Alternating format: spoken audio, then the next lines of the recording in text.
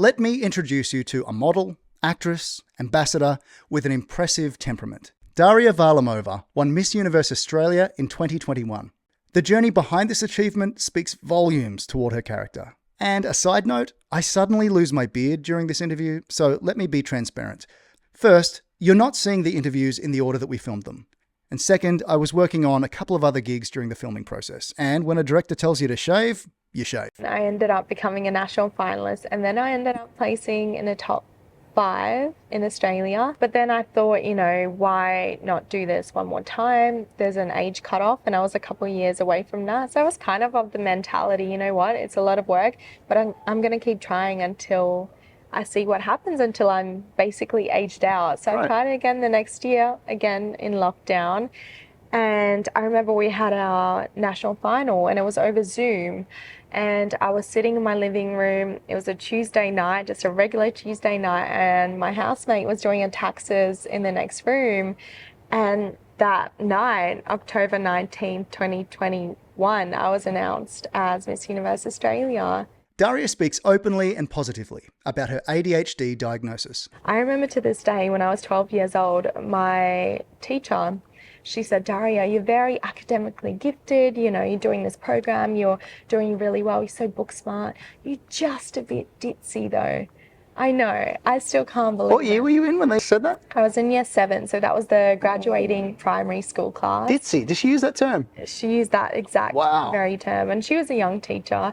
But yeah, to this day, when people might say one phrase and they might not think twice about it, especially the dynamic between a child and an adult. If a child hears that coming from a trusted adult, that can stick with you forever. Yeah. In my heart, it just didn't feel right. And I feel like because of the prevalence of social media, all this ADHD content that we see, drives a lot of awareness. So I thought, okay, I have to get this tested, because I was commencing my master's, and I remember I was struggling a little bit. So yeah, eventually I got the diagnosis, and the psychiatrist said, yep, I'm pretty positive you have ADHD and you are the combined presentation. So I had 6 out of 9 hyperactive traits. Oh, wow. Which surprises a lot of people, because I have been told I have a calmer demeanor. And then 9 out of 9 inattentive traits. Oh, wow. So you can imagine. Well done. 100%. 100% Good job. ADHD test. My Russian family will be so happy.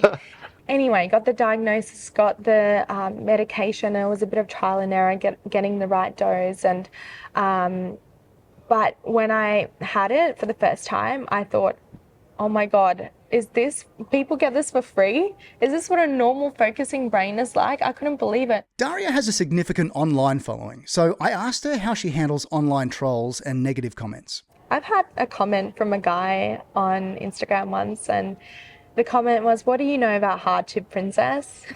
Oh my gosh. And to a young, woman with ADHD who's an immigrant as well. And I didn't go up rich or wealthy by any means. I did know something about hardship, and, coming to Australia, not knowing a word of English as well. There were some hardships there for sure.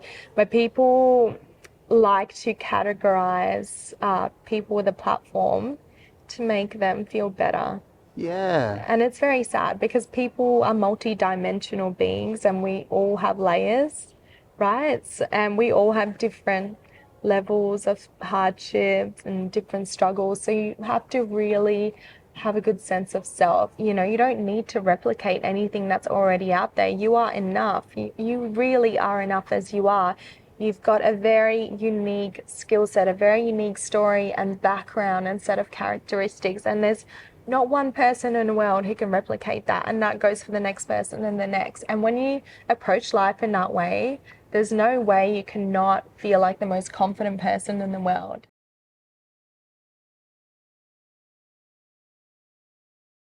So I've always been a believer of trying everything while you still have the opportunity. I want to look back on my life and realize that I have no regrets whatsoever. Right.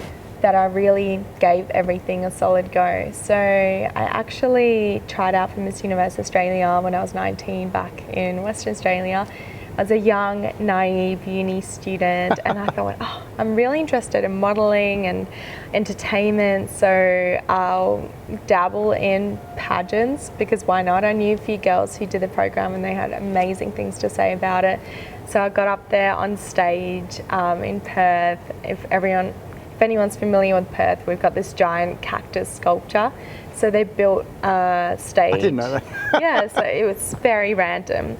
But they had a stage, and I had to walk in front of everyone in a Perth CBD, basically introduce myself, do a little bit of a catwalk, and I remember 60 girls got into the program and 60 girls got sent home, and I was one of the girls who got sent home. Oh, wow. So I remember thinking, oh, maybe I'm just not good enough, and maybe this just isn't for me. So I compartmentalized that and just forgot about it for the next few years. Started acting, modelling, and I think it was a few years later, when I was already in Melbourne, I wanted to give pageants another crack. Great. So I did a different pageant system, and then I got a bit of confidence through that, and I thought, why not give Miss Universe another shot?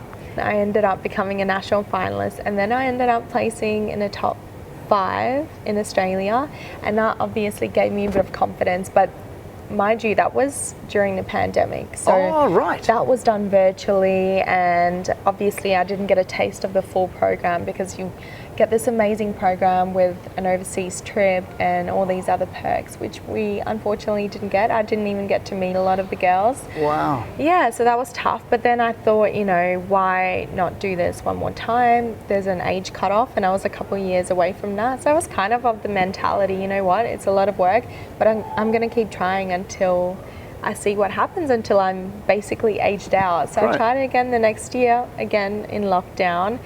And I remember we had our national final, and it was over Zoom, and I was sitting in my living room. It was a Tuesday night, just a regular Tuesday night, and my housemate was doing her taxes in the next room. And that night, October 19th, 2021, I was announced as Miss Universe Australia. That's which great. is so insane. But also, it must have been so surreal, just in your house. Like, there's no stage, there's no, handing over a certificate or crown or whatever it Yeah. is. So the funny story is, the girl who won the year before, she actually lived in my building. So wow.